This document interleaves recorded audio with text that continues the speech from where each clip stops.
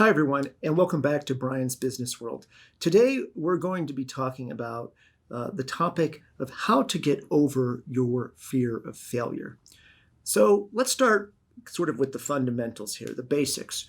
Why do people fear failure? Now, many people, in terms of their failures, often do not experience anything really bad that happens to them as a result of their failures. Now, what do I mean by that? For example, after most people's failures, quote unquote, they do not experience any sort of physical harm or illness, and they don't experience any kind of monetary loss or perhaps only very limited monetary loss. So most failures that people have, they experience no real financial loss, no physical injury, and no illness.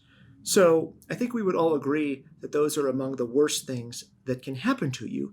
And as a result of most people's quote unquote failures, they don't experience any of those things, which then naturally begs the question, why do people dread failures? Why are they so fearful and afraid of it when there's no actual real harm to them?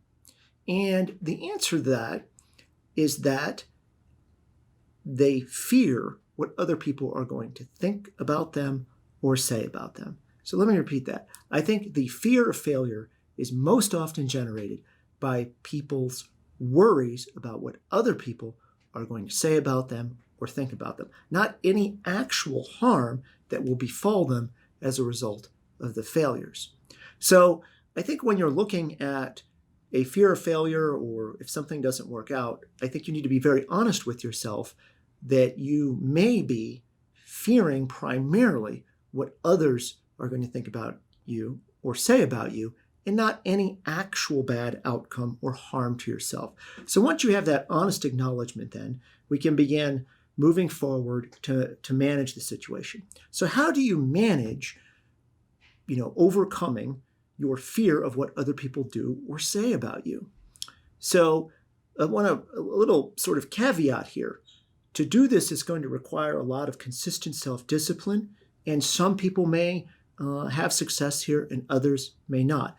But I think if you consistently apply what I'm saying, you will have a very good shot at getting over what other people, or rather your concerns as to what other people say and do about you, or rather say or think about you. Now, first of all, who or what? Now, I want you to be very specific with this, very intentional. Write up a list.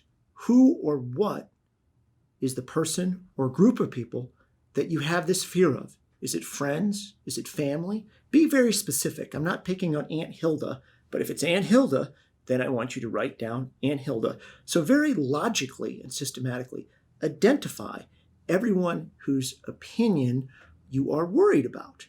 Okay, so that's a very enlightening sort of task right there. And if Aunt Hilda's on there, could be friends, could be family, could be your third cousin George. Identify everybody.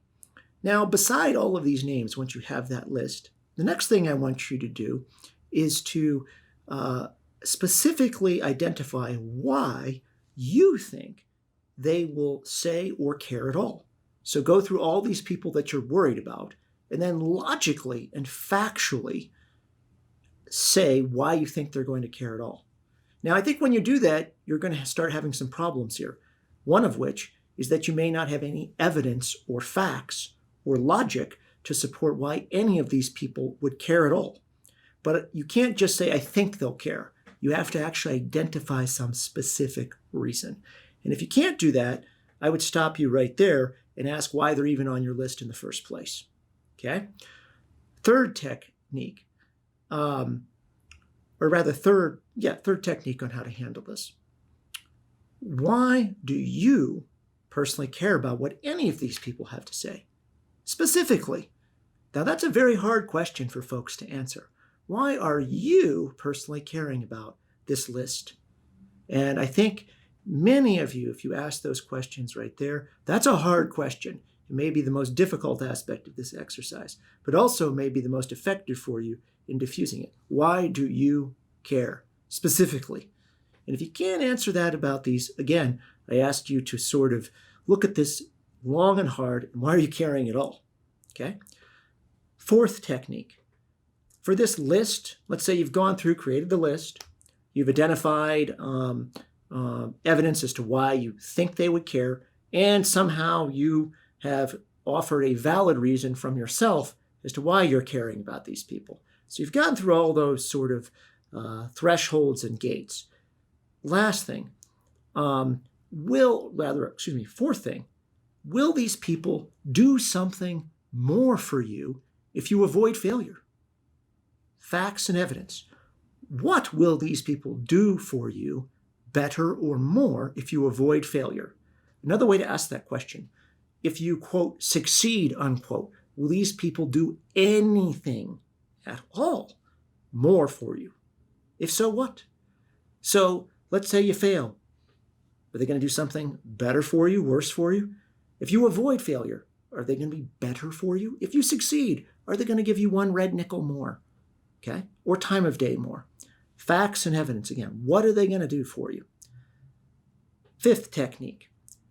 The last time something didn't work out for you, because things don't work out for us all frequently, what did they actually do?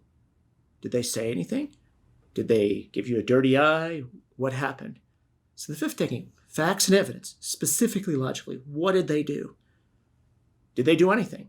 Do you have any evidence or data to suggest they cared in the first place? Okay. Now, last technique to look at. What facts or evidence do you have that any of these people care at all as to your fears and concerns? Now, that may sound kind of callous, but Aunt Hilda may have her own, life and be busy, and really, sorry to say, may not really care all that much about your ups and downs. And that may be far more a creation of your own mind that is not supported by any facts or evidence whatsoever. So, last technique, you've got this detailed list, we've gone through everything else. What evidence do you have that they actually care about this at all? Now, I think if you systematically go through and apply this technique to those whose opinions you are worried about, I think you will quickly really destroy it. I think that at the end of all of this, I think that you'll be unable to identify any logical, factual, or evidence-based reason why any of these people care about you at all in terms of success or failure, or B, why you should care about them. So hopefully this helps you get over some of your fear of failure and actually really being worried about what others do or say about you. Hope you enjoy this segment and look forward to your comments below. Please become a subscriber. We look forward to hearing from you. Thanks.